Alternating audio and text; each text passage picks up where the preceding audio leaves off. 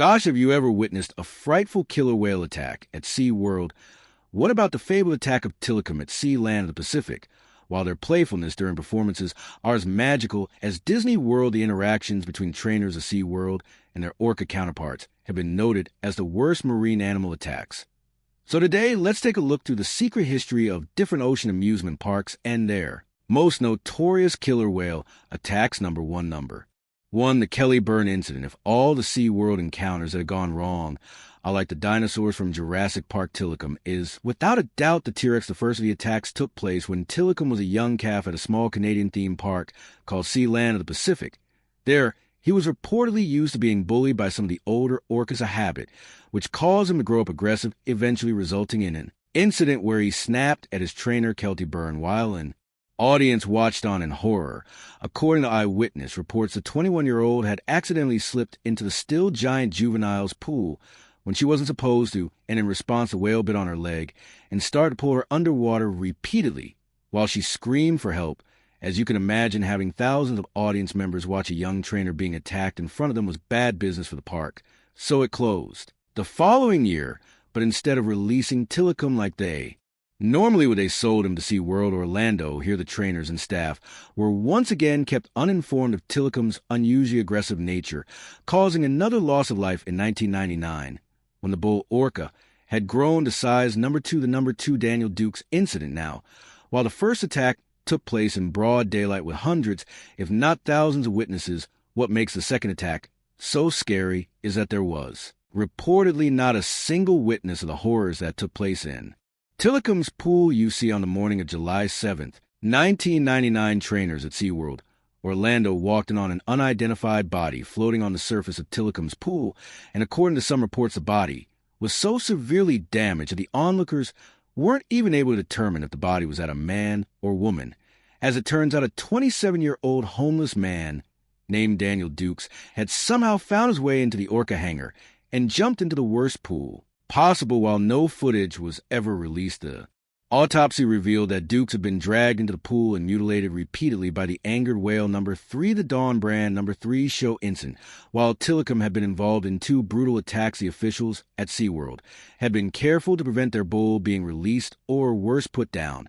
And they did that by telling the trainers that the attacks were both accidents and that the whale they were dealing with was perfectly fine. Unfortunately, that lie didn't hold up for very long, because just as he took 8 years between his first 2 incidents, after a decade had passed, after the second incident, Tilikum once again snapped, this time on tape, and in front of an audience you see on February 24th, 2010, on an otherwise normal show day at SeaWorld. Dawn Brand's show, one of the most senior trainers at the facility, was getting ready for a regular routine with Tilikum, where she would have the giant whale do a few tricks on command and reward toward him with a treat afterward.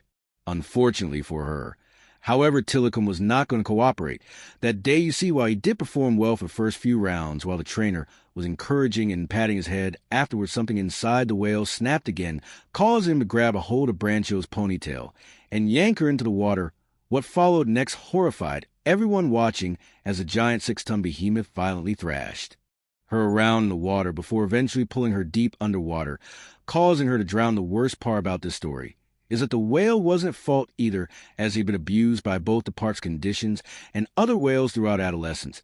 And even when he did grow up to be twice as large as the average whale, he was kept in the same confined conditions as everyone else, although while the park pretended that the whale was perfectly fine and allowed trainers to risk their lives. While not knowing the danger, there were a number for the Christmas incident at Laurel Park. Now, one of the ways SeaWorld used to make money, number 4, was by transporting and sharing their whales with other parks around the world, since they had so many, but due to a combination of bad planning and even worse execution, things went wrong with one such endeavor at Spain's Laurel Park on Christmas Eve of 2009.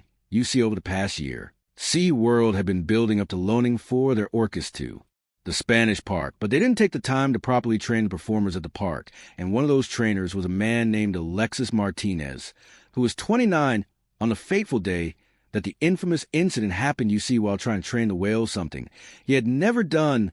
Due to the whale's lack of trust, the young trainer was soon pulled underwater by one of the mothers named Keto, and while normally that would mean pulling him down and either drowning or eventually letting go, this Time all the whales ganged up until one of them rammed straight into his chest, causing massive damage to his internal organs.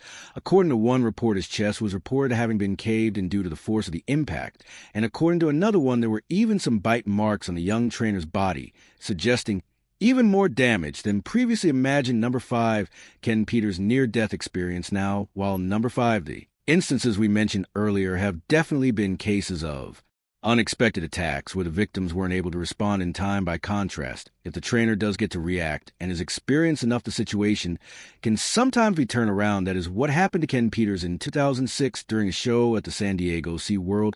According to reports, a whale named Kasaka had shown prior signs of aggression by attempting to bite Peters on 2 separate occasions, one in 1993 and another time in 1999.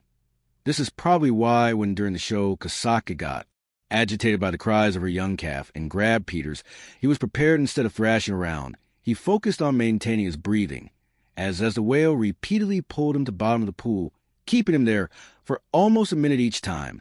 And while he suffered broken foot and bleeding due to his calculated demeanor towards the whale, he was able to calm her down enough to let him go. Number 6, Hugo last. But not least, we have probably the saddest story on our list. The story of Hugo starts out like much of the other whales on the list. He was young when he had been captured and put to work at the Miami Seaquarium. He had also been bullied as a kid and separated from his parents, which had caused him to develop, you guessed it, erratic, violent behavior.